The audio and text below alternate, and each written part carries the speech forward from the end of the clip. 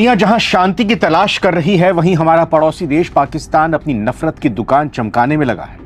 हर वक्त भारत के खिलाफ जहर और आग उगलने वाले पाकिस्तान के रक्षा मंत्री ख्वाजा आसिफ ने एक ऐसा बयान दिया है जिससे पूरी दुनिया में हड़कंप मच गया है।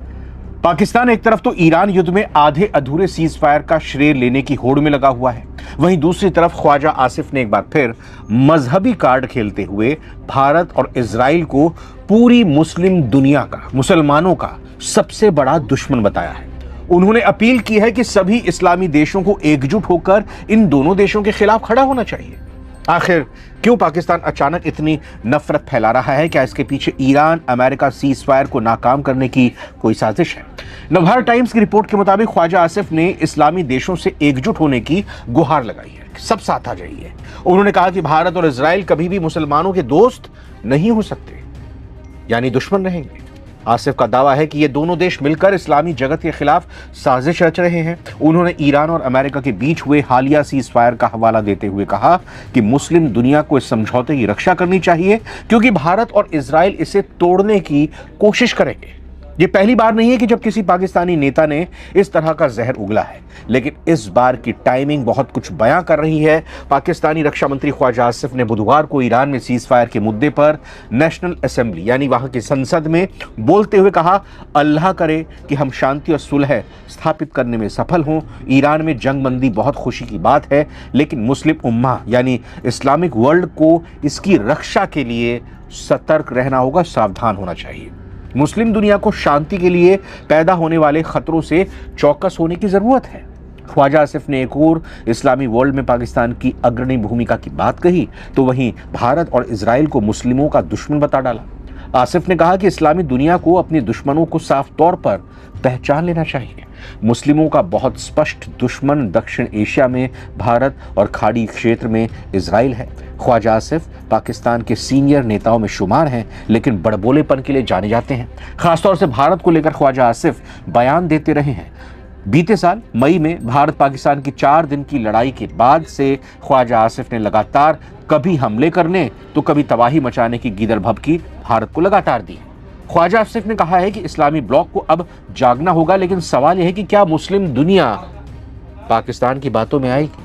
दरअसल ख्वाजा आसिफ ने सीधे तौर पर भारत का नाम लेकर उसे इजराइल के साथ जोड़ दिया है, ताकि मुस्लिम देशों के बीच भारत की छवि खराब की जा सके। और यह बयान ऐसे समय में आया है जब अमेरिका और ईरान के बीच 28 फरवरी से चल रहे संघर्ष के बाद हाल ही में सीज फायर लागू हुआ है।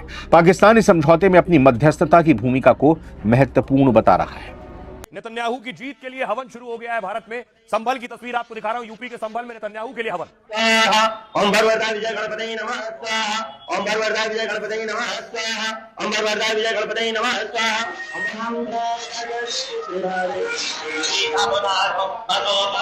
ओम भगवता विजय गणपति नमः। तो जंग में नेतन्याहू की जीत के लिए हवन किया जा रहा है, और हवन हो भी कहा है संभल में। संभल कहा आप तो जानते ही हैं, संभल की एक्टिविटीज पिछले 2-3 सालों से कैसी रही। हाल में तो वहां के एक भाई साहब भी थे, उन्होंने भी कह दिया था कि अगर इतना ही शौक चढ़ रहा है ईरान का समर्थन करने का तो ईरान जाकर लड़ो। मैंने तब भी कहा था कि ईरान वालों को सलाह दे रहे हो, दरोगा जी या जो भी बड़े अधिकारी हैं, अगर आपको इजराइल से ज्यादा प्यार है तो यही वर्दी पहनकर चले जाओ इजराइल, वहां जाकर आप भी लड़ लो जाकर। ये तो और भी इजराइल का समर्थन करने वालों को भी तो दे सकते थे भाई। सलाह केवल ईरान के लिए क्यों? क्योंकि मसला संभल का जुड़ा हुआ है। संभल से तो अब आपकी याद ताजा हुई गई होगी, वहीं पे ये हवन पूजन हो भी वहीं सकता है, ठीक है ना। आज पाकिस्तान का नाम इतिहास के पन्नों में दर्ज हो गया है। सब भयानक हार, बुरी हार, हम मुंह के बल गिरे हैं। पहले हम ऑपरेशन सिंदूर में गिरे थे मुंह के बल, और आज जो हार हुई है इस क्यों। लेकिन डोनाल्ड ट्रंप का ट्वीट देखकर बिल्कुल आग बबूला होने को होता है, क्योंकि आपका रोआ रोआ इस बात को लेकर चिल्लाता है कि आखिर आज पाकिस्तान ने ऐसा कौन सा कमाल कर दिया जो भारत नहीं कर पाया। आज भारत की सरकार क्या सिर्फ फोन खड़खड़ाने के लिए? फील्ड मार्शल आसिम मुनीर, ये सोचिए कि पूरा क्रेडिट इस युद्ध को रुकवाने का किसको जा रहा है। पहली लाइन में डोनाल्ड ट्रंप ये लिख रहे हैं कि it is because of prime minister. पहली लाइन में डोनाल्ड ट्रंप क्रेडिट देते हुए नजर आ रहे हैं कि thanks to Asim Munir and Shahbaz Sharif. आज ये थैंक्स है जहां पर आसिम मुनीर और शहबाज शरीफ को प्रेसिडेंट डोनाल्ड ट्रंप और ईरान दोनों एक्नॉलेज करते हुए नजर आ रहे हैं। आज इस भूमिका में भारत की सरकार क्यों फेलियर बता रहे हैं, और कोई भी किसी को भी गुस्सा आएगा डोनाल्ड ट्रंप का ट्वीट देखकर कि भाई आप मोदी सरकार की विदेश नीति को ध्वस्त कर दिया, और आज पाकिस्तान एक तरीके से मोदी सरकार के पैरों के नीचे से जमीन खिसका कर ले गया, और जानबूझकर मोदी सरकार। जितना गुस्सा आज मुझे आ रहा है डोनाल्ड ट्रंप की उस पहली लाइन को देखकर कि भाई ऑल द क्रेडिट पुष्पराज, आज क्या ये मोदी सरकार की सबसे बड़ी विफलता नहीं है? इतने बड़े संकट से इस समय भारत गुजर रहा है, एक लाइन धन्यवाद तो कभी देंगे नहीं पाकिस्तान को, लेकिन लाइन ऑफ डिफेंस क्या हेडलाइन जो है वो जा रही है पाकिस्तान के नाम, उसमें इस्लामाबाद अकॉर्ड वो फॉर एवर हिस्ट्री में दर्ज हो गया है। सीज फायर हमें कोई पूछ नहीं रहा है, हम ब्रिक्स के चेयर हैं इस साल, हम मतलब इतना बड़ा खतरा हमारे ऊपर और हम पहल नहीं कर रहे हैं। यहाँ भी तो पाकिस्तान ने अपने आप को पेश किया कि आइए लाइए हम करते हैं मीडिएशन, और मैं तो भारत के लिए हंसने का दिन है और रोने का, मुझे तो ये नहीं समझ में आ रहा है। ठीक है, अभी जीत है, पाकिस्तान के रोल की बात हो रही है, वहां पर ईरान के अंदर पाकिस्तान के रोल की बात की जा रही है, आज भारत के लिए हंसने का। Pakistan thinks that it is going to sort out the fight between America and Iran. Pakistan Chaudhary बना बैठा है, इंटरनेशनल मीडिएशन करा रहा है, India is not even in that building. If the Prime Minister is compromised, our foreign policy is compromised. इस युद्ध में पाकिस्तान का रोल अचानक बड़ा दिखने लगा। China, Russia and Pakistan are now more closer than ever. उन्होंने इनवाइट नहीं किया है।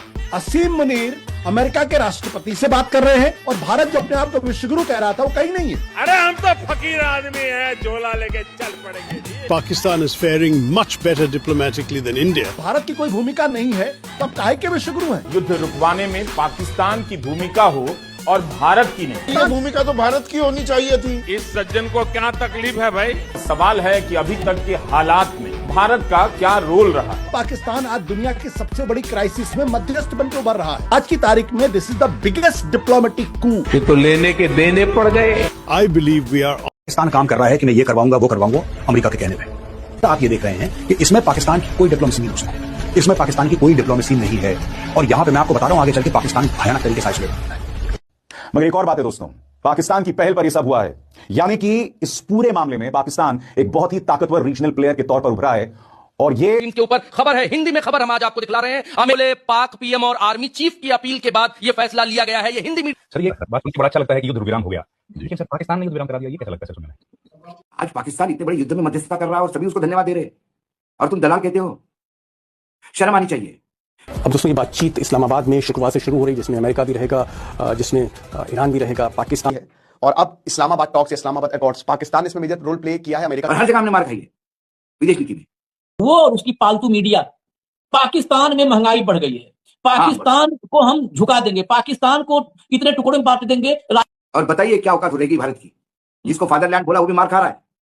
तो आपने बिल्कुल ठीक कहा, अमेरिका भी तस्दीक उसकी कर रहा है, ईरान भी उसकी तस्दीक कर रहा है, और वो एक छोटा सा टीनी मिनी देश जिसको हमारे टेलीविजन चैनल रोज ध्वस्त करते रहते हैं, और जब हमारे देश की राजनीति में नेगोशिएट करेगा, उसमें चाइना का भी करे हुए हैं। क्या भारत इसमें पिछड़ गया और मोदी जी जो जंग के ठीक पहले मुहाने पे जो इजराइल गए वो गलती थी? रात 12:40 पर पहला टेलीफोन जो पाकिस्तान के प्रधानमंत्री नवाज शरीफ ने लगाया वह ट्रंप को था। ये लम्हा जो है वो आया, और कैसे इसमें पाकिस्तान की भूमिका रही